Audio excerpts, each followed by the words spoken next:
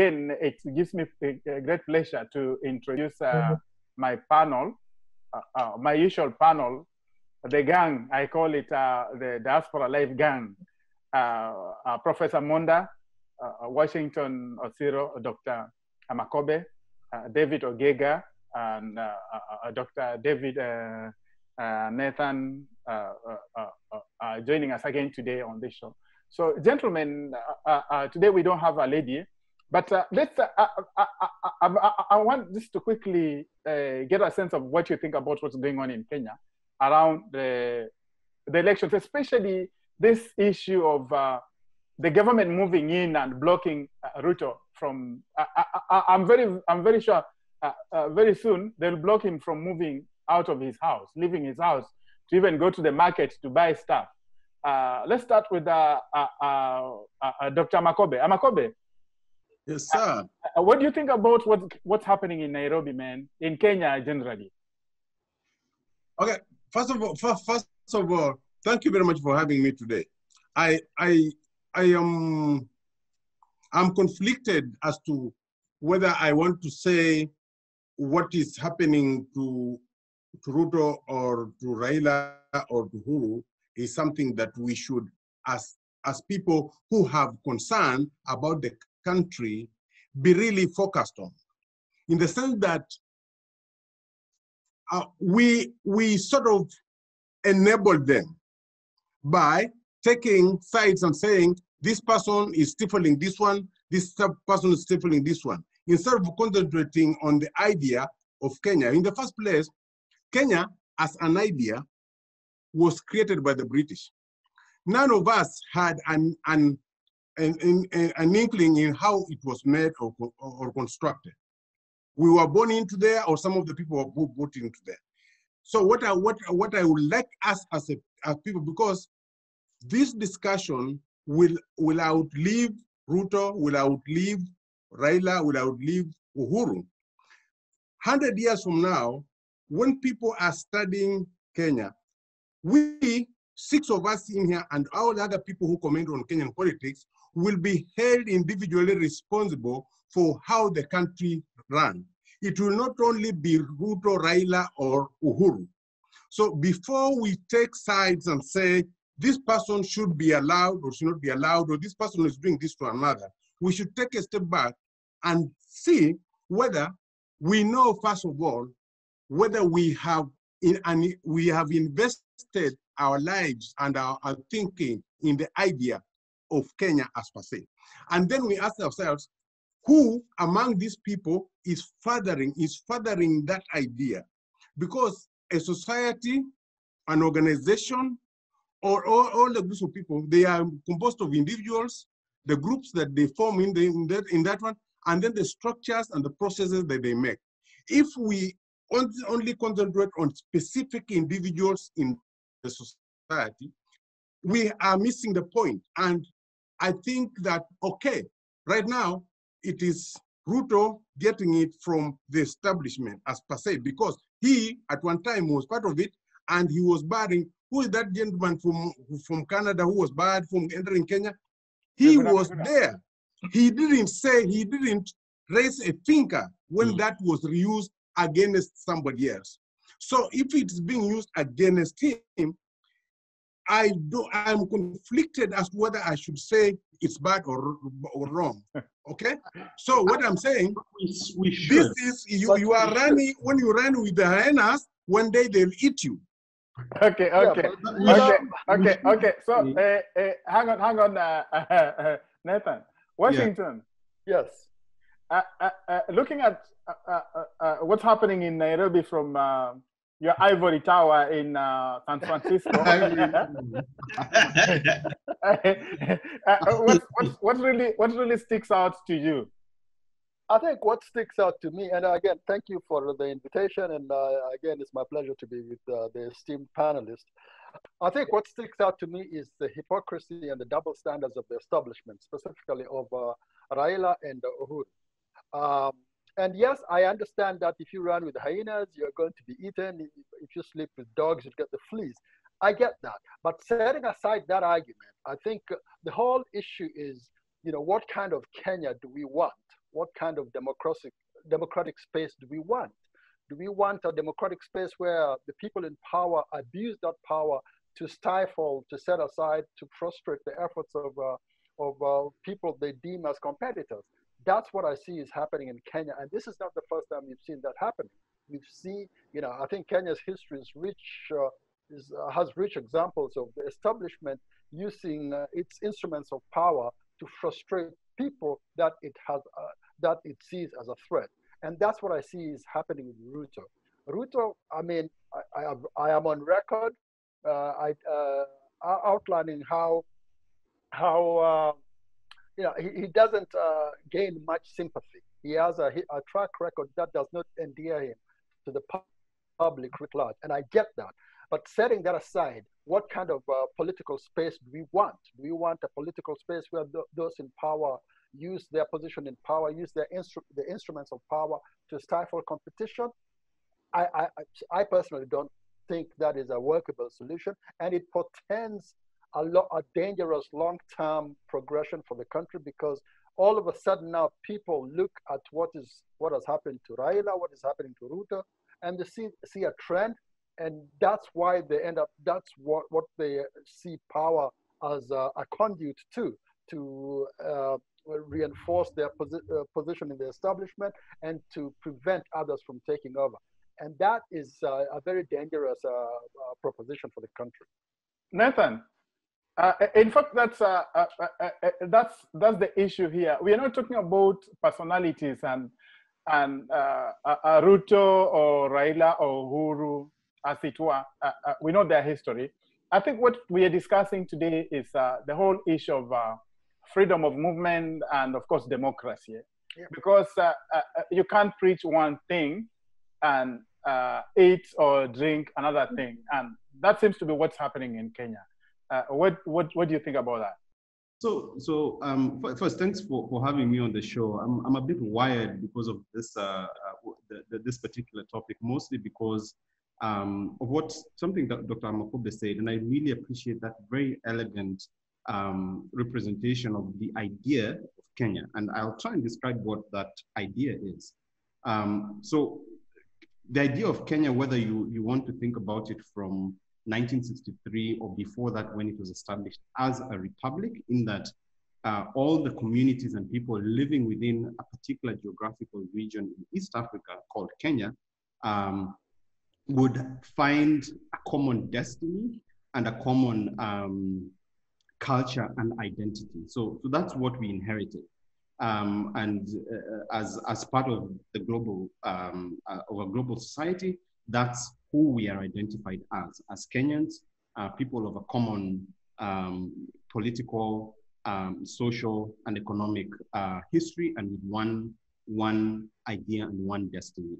So in 2010, we then passed a constitution that further refined that idea into a society which is fundamentally democratic. And what that means is that we're going to have a society where every person's voice, every person's vote, and every person's rights are going to be respected equally under the law. The idea of democracy is one that assumes that by virtue of your birth into a community, or into a society, into a country, you're endowed with a certain set of inalienable rights that can only be taken away in extraordinary circumstances. For instance, when you commit a crime, or when there's a political crisis. And one of those rights is the right to assembly, and one of those rights is the right to conscience, and one of those responsibilities and rights is for suffrage. So we should have the choice as Kenyans to choose our leaders. So for better or for worse, whether it's Ruto or Mutua or someone else, we have that right to have that choice and to hear what this person has to say, and then choose to say yes or no to the election into public office. Now, granted, what has been going on over the last couple of weeks is that they've selected particular people, and I'll point out it's not just Ruto who has been who has been prevented from his right to assembly. Just I think 2 or 3 days ago, also another presidential candidate, Governor Mutua, was stopped from having a rally. In the same vein, Raila is out in Bondo, having and congregating elders to come and coronate him as the chosen leader, and other events that they are hosting that are drumming up for the election. So there's a double standard there that is completely unacceptable. And I will also say categorically, based on what we know about what we chose in our constitution, and based on what we know about what is democratic, it is highly un-Kenyan for what these people are doing. Professor.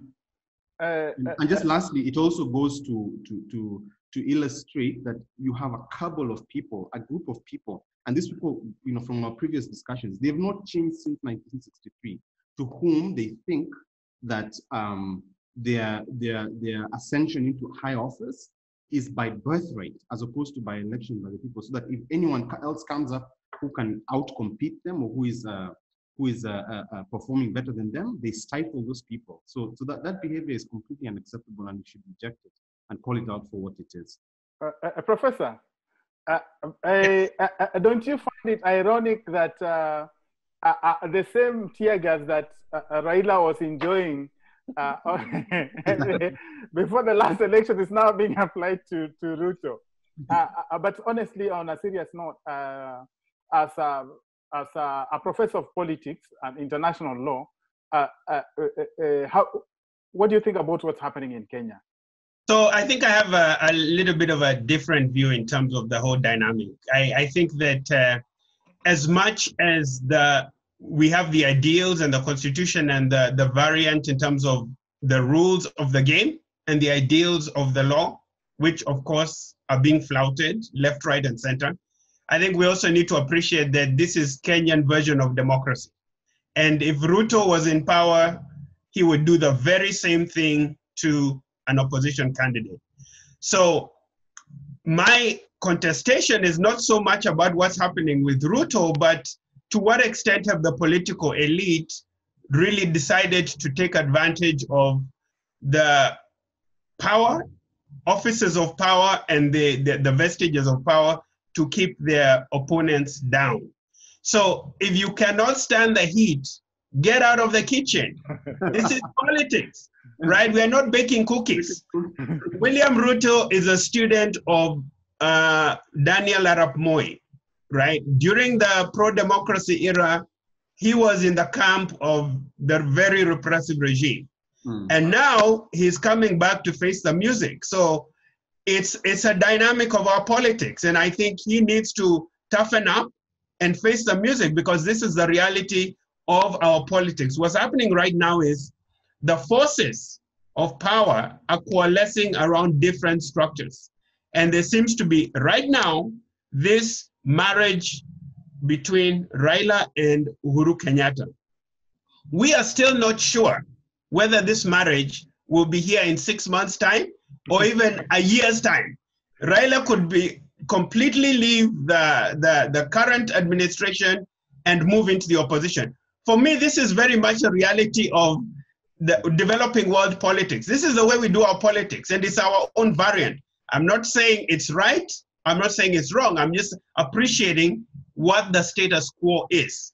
And William Ruto really needs to toughen up and develop a very clear agenda of what coalitions will he get together to overturn the status quo. Right now, I think his best bet is to mend fences with Uhuru Kenyatta and get back that central Kenya Rift Valley coalition together.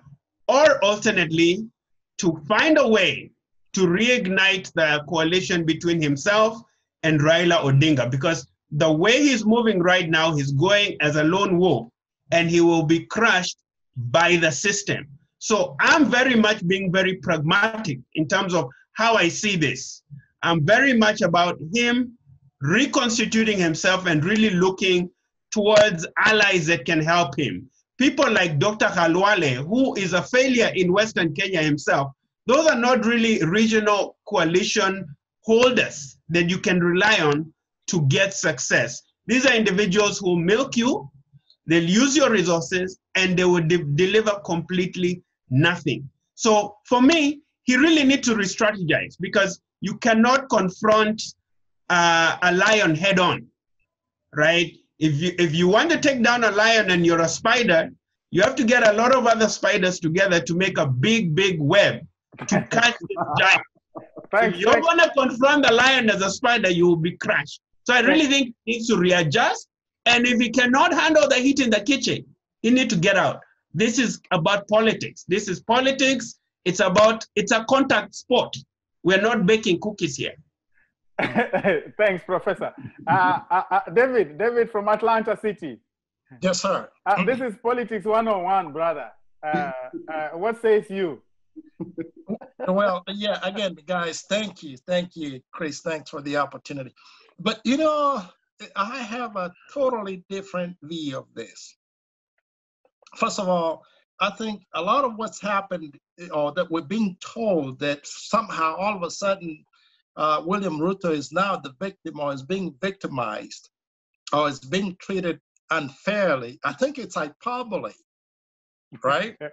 Because now you have a man that who is so defiant, who's so anxious with his ambition to become the president. He's not even thinking about the succession and how this thing is played. This is not the political season. He's just so much in a hurry to get there that he's willing,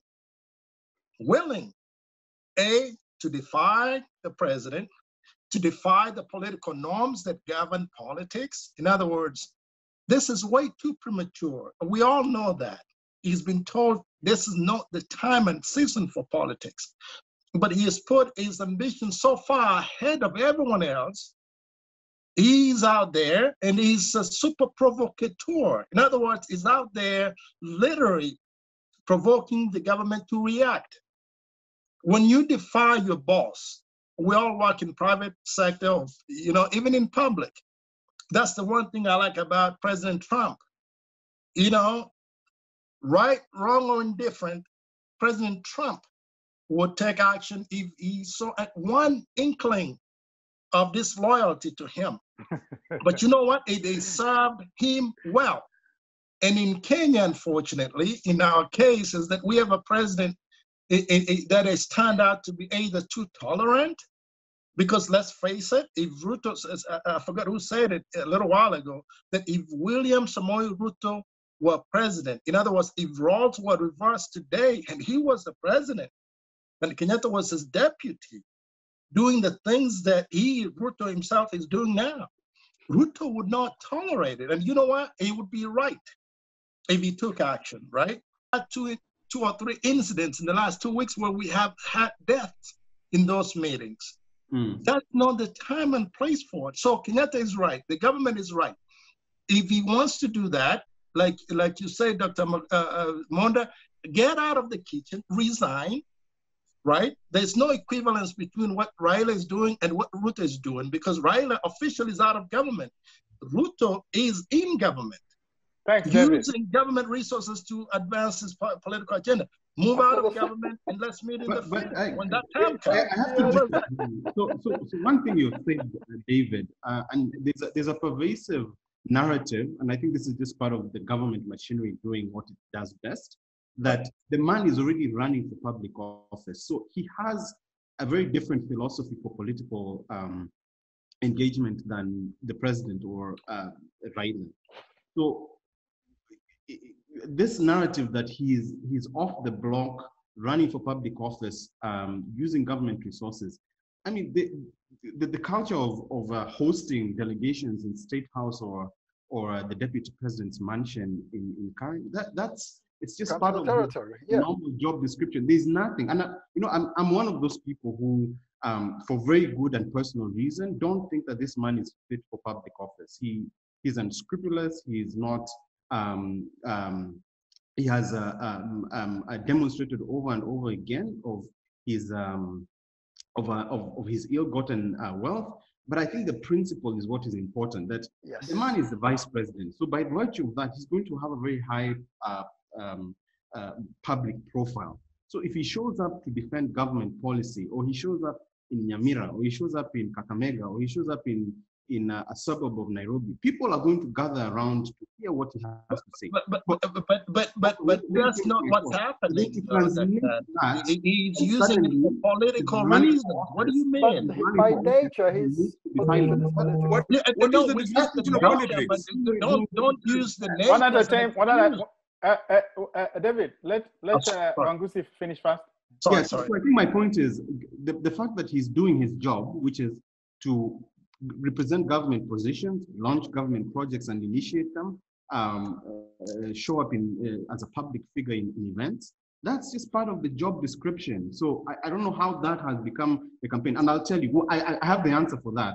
The reason why we're having this discussion, the reason he's become a target as what you're calling a lone wolf, is because there's a clear recognition that he is the man to watch. That's what it is recognizing. Anyone else can do everything else they do normally, but the reason why everyone is already ganging up against him, and it should be an indicator because there are so many of them, it's the whole establishment ganging up against this one person who is trying to, quote unquote, do their job. It just tells me they recognize his gravitas, they recognize his political capital, and they're the ones who are running early elections, trying to pull him down before he becomes too popular, but it's too late. In fact, you've just jumped into my next question, and I wanted to put this question to Dr. Makobe. As it is right now, history shows that when you're really vilified, as it were, or you condemn, that's when your profile increases. As it is right now, in fact, many people are saying that Ruto is the front runner right now. Apart from, of course, Raila, but Ruto seems to be doing very well in the murky Kenyan politics. Dr. Makobe, what's your views? Yeah, first of all, I have to go to David Ongagi's idea that Ruto is playing politics. Ruto is a politician. That is what politics are. That is what he does every day. Second, he is a deputy president. Nobody other than the people and the constitution of Kenya can take that away from him. So the point that has been taken away from him because he was using it for political reasons, that's neither here nor there. The point is, I think that Ruto, Uhuru, and Raila are competing for power. And each one will use any means to be able to make sure they retain the power, which is perfectly fine. But at the point where we are really straying is not asking them what they stand for. You understand? But as the more they beat, the more Raila and Uhuru beats on Ruto, the higher his profile rises, and the more difficult it is to be for them to legally bind him, and that's why they are going extra legal. Osiro? Chris, can I add to that fairly briefly? Yeah, I think the interesting dynamic here is it's a very interesting situation we're going to face in 2022. For the first time, there'll be no major Kikuyu national leader who will be on the ticket, at least a major political figure. Since independence, this will be heretofore unprecedented. We had Jomo Kenyatta, we had Moi, the Moi succession, but in the post-Moi era, right, we've had Kibaki, we had Uhuru Kenyatta, and now we have President Uhuru. So when Uhuru leaves, I think this is part of where the chess game is being played. Ruto's game is to say he has to be, in Swahili we call it Dondandugu, right? He's gonna be that thorn in the government side, because as deputy party leader and as vice president, he holds both those positions in tandem.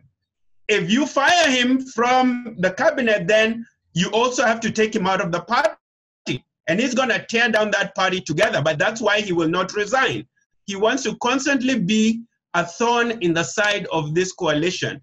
Let us also not forget, Raila is a very dangerous chess game player.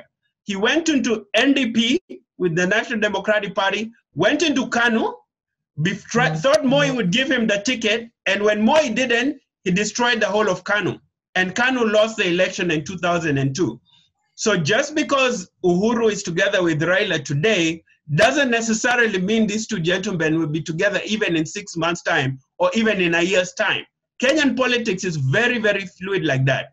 So I think Ruto's playing his game, and you don't really know what these gentlemen have decided on the side. Because Raila can very easily, Raila can very easily jump ship, or Uhuru Kenyatta can decide to go back to Ruto. All this is very, very fluid politics, Kenya style.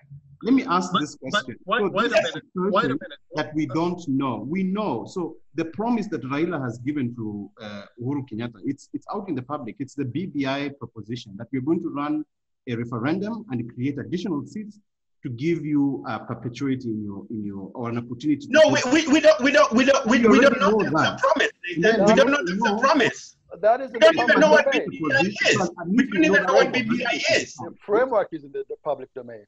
We don't know what the BBI is. Let's bring in Osiro. That is going to serve. Nathan, let's bring in Osiro. Osiro, is it clear that the BBI and what's happening around Ruto is all about positioning themselves? Yeah, well, so there is a 170-page document that kind of conceptualizes BBI. So this idea that it is not known is, I think, kind of a straw man. I think the framework of the initiative is known, and it is to cement the positions of both Raila and Uhuru. I mean, that's, I think we can take that to the bank. And, and by so doing, to push to the side William Ruto. And that, to me, is the fundamental issue. It is using the framework of the democratic framework, you know, as a personal tool to sideline your political opponents. If you can do it one time, you can do it another time and another time. And again, I think we all agree that Ruto doesn't endear himself to anybody, but nor does Raila. Raila endears himself to a select few, nor does Kenyatta. So let's agree that our current core of national leaders have their own bases, but as far as having a national profile, endearing themselves to a national profile, that is we can have a debate about that. So given that, what is Kenya? Kenya should be an idea that is conceptualized in a constitution that people uphold and adhere to. The idea of referendum in the constitution every time just because some people are going to be sidelined is a recipe for disaster. And I have a fundamental problem with that. This has been the Diaspora Live Show. Of course, we've been discussing about what's happening in Kenya, especially on the political scene, a situation where Ruto has now been balkanized in his home. He can't move out because the powers that be think that he's muddying the waters ahead of the 2022 elections. So we've been getting views from this panel, but stay here again next week as we bring you more discussions from the same group. See you next week. Thanks, guys. Thank you.